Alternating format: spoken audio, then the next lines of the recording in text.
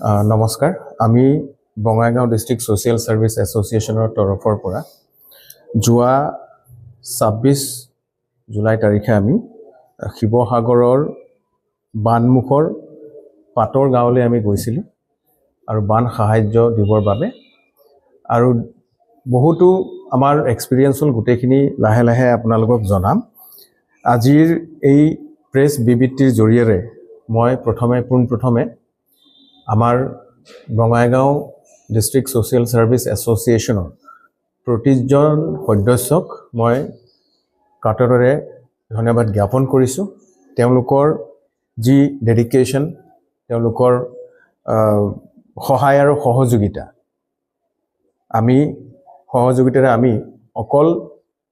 1.5 দিনত পইচা আৰু সামগ্ৰীসমূহ মানুহৰ পৰা কালেক্ট কৰি বিভিন্ন প্ৰতিষ্ঠানৰ পৰা কালেক্ট কৰি আমি শিৱসাগৰলৈ গৈছিলোঁ আৰু আমাক সহায় আৰু সহযোগিতাৰ হাত আগবঢ়োৱাৰ বাবে বঙাইগাঁৱৰ প্ৰতিজন ব্যক্তিক এজন চানাৱালাৰ পৰা প্ৰতিটো ব্যৱসায়ী প্ৰতিষ্ঠানলৈ আমি ধন্যবাদ জ্ঞাপন কৰিছোঁ প্ৰতিজন মানুহক আমি ধন্যবাদ জ্ঞাপন কৰিছোঁ তাৰ লগতে আমি খলাগ লবলৈ লৈছোঁ স্বাগত হস্পিটেলৰ ডক্টৰ শংকৰ দাস ডাঙৰীয়া আৰোগ্য হস্পিটেলৰ ডক্টৰ প্লাৱন মজুমদাৰ ডাঙৰীয়া লোৱাৰ আসাম হস্পিটেলৰ ডক্টৰ ইতেশ বৰদলৈ ছাৰ আস্থা মাল্টি স্পেশালিটি হস্পিটেলৰ অনিল প্ৰসাদ আৰু লগতে লোৱাৰ আসাম হস্পিটেলৰ মেনেজাৰ প্ৰতীক নাথ ডাঙৰীয়াক আমি ধন্যবাদ জ্ঞাপন কৰিছোঁ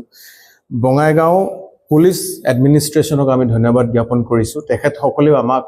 সহায়ৰ হাত আগবঢ়াইছে অনুদান দিছে ডক্টৰ সমীক দেৱ তেখেতক ধন্যবাদ জ্ঞাপন কৰিছোঁ বঙাইগাঁও ডিস্ট্ৰিক্ট এডমিনিষ্ট্ৰেশ্যন বঙাইগাঁও জিলা প্ৰশাসনে আমি তেখেতসকলৰ লগত আলোচনা কৰি নাজিৰা CDC কো ডিস্ট্ৰিক্ট কমিশনাৰ অফিচত আমি ফোন কৰি আমি বিভিন্ন আমি আলোচনাৰ মাধ্যমেৰে আমি বানমুখ পাটগাঁৱলৈ যাবলৈ সক্ষম হৈছিলোঁ fire and emergency services Bongaigaon ডিস্ট্ৰিক্টৰ দয়াল চক্ৰৱৰ্তী ডাঙৰীয়াক তেখেতক মই বিশেষভাৱে ধন্যবাদ জ্ঞাপন কৰিছোঁ আৰু সৰুৰ পৰা ডাঙৰ ব্যৱসায় প্ৰতিষ্ঠান অটোমোবাইলছ প্ৰতিষ্ঠান গোটেই সকলক মই ধন্যবাদ জ্ঞাপন কৰিছোঁ আৰু বিশেষকৈ ক'বলৈ গ'লে বঙাইগাঁৱত অকল বঙাইগাঁও ডিস্ট্ৰিক্ট সোশিয়েল সাৰ্ভিস এসোসিয়েশনে নহয়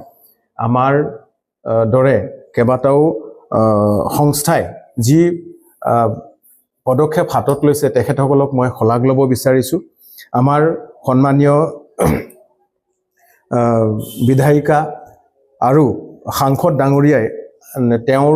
গোটেই টিম লৈ আজি যাত্ৰা কৰিছে আৰু মানুহে মানুহৰ বাবে এটি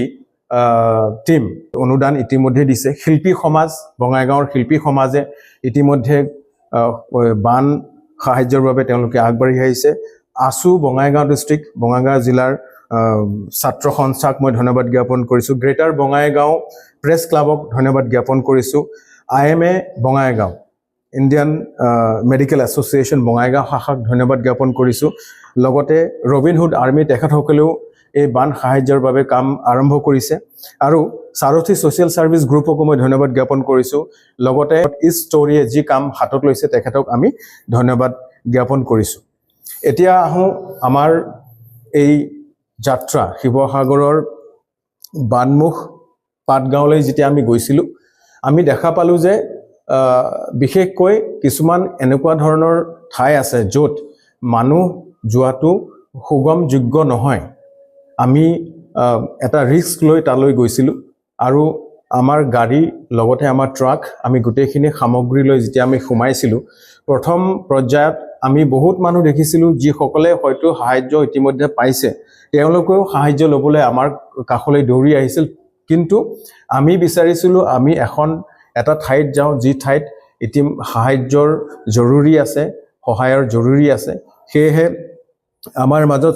সঞ্জীৱ ৰায় ডাঙৰীয়া যদিও তেখেত বঙাইগাঁও ডিস্ট্ৰিক্ট সোশিয়েল সাৰ্ভিস এসোসিয়েশনৰ এগৰাকী সদস্য নহয় তেখেতে আমাক সহায় কৰিছিল শিৱসাগৰ জিলাত তেওঁৰ যি বিভিন্ন বন্ধু তেখেতসকলৰ লগত যোগাযোগ কৰি আৰু জিলা প্ৰশাসনৰ লগত যোগাযোগ কৰি আমি নাৱেৰে যাত্ৰা কৰি এখন গাঁৱলৈ গৈছিলোঁ। গাঁওখনৰ নাম হ'ল বানমুখ পাটৰ গাঁও। আৰু সেই গাঁওখনত যাই আমাৰ যি এক্সপিৰিয়েঞ্চ হ'ল সেয়া আমি এই প্ৰেছ বিবৃতিৰ যোগেৰে আমি প্ৰকাশ কৰিব নোৱাৰোঁ। মানুহৰ যি যন্ত্ৰণা জীয়াতু ভুগি আছে, গোটেই গাঁওখনে এতিয়াও পানীত আধা তল গৈ আছে। তেওঁলোকৰ শৌচ কৰিবলৈ, প্ৰস্ৰাৱ কৰিবলৈ জাগা নাই, গা ধুবলৈ জাগা নাই, খাবলৈ খোৱা পানীৰ অভাৱ, খোৱা বস্তুৰ অভাৱ, কাৰেণ্টৰ অভাৱ, গোটেইখিনি আমি জানি বুজি আমি বঙাইগাঁও ডিষ্ট্ৰিক্ট ছ'চিয়েল ছাৰ্ভিচ এছ'চিয়েশ্যনে আৰু এটা প্ৰতিজ্ঞা লৈছোঁ যে অকল এবাৰ গৈ আহিয়েই নহয়, আমি তেওঁলোকৰ সহায়ৰ যোনটো পৰিক্ৰমা, সেই পৰিক্ৰমাটো আমি হয়তো অনাগত দিনলৈ আমি বজাই ৰাখিম। আৰু সকলো বঙাইগাঁওবাসীৰ ৰাইজ তথা আৰু চিৰাংবাসী ৰাইজ, ওচৰ চুবুৰীয়া যিকোনো ৰাইজ, যিসকল মানুহ আছে, মই সকলোকে অনুগ্ৰহ কৰিছোঁ আপোনালোকে সাহাৰ্য দিয়াটো আপোনালোকৰ যোগ্যতা অনুসাৰে বন্ধ নকৰিব। যেতিয়ালৈকে পাৰে তেতিয়ালৈকে আপোনালোকে সাহাৰ্যটো দি যাব। কাৰণ যি হৈছে সেই অৱস্থা ঘূৰি আহিবলৈ হয়তো কেইবা বছৰ যুগ লাগি যাব, তেওঁলোকে নিজৰ অৱস্থা ঘূৰাই নাপায়। সেয়েহে আমি বঙাইগাঁও ডিষ্ট্ৰিক্ট ছ'চিয়েল ছাৰ্ভিচ এছ'চিয়েশ্যনে অনাগত দিনত আহি থকা দিনকেইটাতো আমি এই প্ৰচেষ্টা হাতত লৈ যাম আৰু যি প্ৰকাৰে যি জৰুৰী আমি সেই সহায় কৰিবলৈ আমি প্ৰয়াস কৰিম। আকৌ এবাৰ সকলো বঙাইগাঁওবাসী ৰাইজ সকলোকে আমি ধন্যবাদ জ্ঞাপন কৰিছোঁ। আপোনালোকৰ সহায় আৰু সহযোগিতা অবিহনে আমি কেতিয়াও এই পদক্ষেপ লৈ আগবাঢ়িব নোৱাৰিলোহেঁতেন। আপোনালোক আমাৰ সাহস হৈ থিয় হোৱাৰ বাবে আমি কৃতজ্ঞতা জ্ঞাপন কৰিছোঁ। আৰু এই চেগতে আমাৰ মিডিয়াৰ বন্ধুসকল, বিশেষকৈ বঙাইগাঁও বাৰ্তা, বঙাইগাঁও টাইমছ আৰু যিসকল আমাৰ লগত জড়িত হৈ আছে তেখেতসকলক ধন্যবাদ জ্ঞাপন কৰিছোঁ। আপোনালোকৰ মিডিয়াৰ অবিহনে হয়তো মানুহে এই গোটেই খবৰ বাতৰিসমূহ নাপালেহেঁতেন। আৰু এই মিডিয়াৰ মই সকলোকে ৰিকুৱেষ্ট কৰিম, কিছুমানে ক'ব যে এইটো তুমি দেখাবলৈ কৰি আছা, নহয়, ইট ইনস্পায়াৰ্ছ আছ। আমি অনুপ্ৰেৰণা পাইছোঁ আপোনালোকৰ বিভিন্ন মিডিয়াৰ মাধ্যমেৰে বিভিন্ন বাতৰি পাই আমাৰ মনটোক আমি অনুপ্ৰেৰণা দিছোঁ যে আমি আৰু কৰিব লাগে। সেয়েহে মিডিয়া সকলো প্ৰিণ্ট মিডিয়া আৰু ইলেক্ট্ৰনিক মিডিয়াৰ সকলো চেনেলক মই ধন্যবাদ জ্ঞাপন কৰিছোঁ। আৰু আজিৰ এই প্ৰেছ বিবৃতি আমি ইমানতে সামৰণি মাৰিছোঁ। ধন্যবাদ।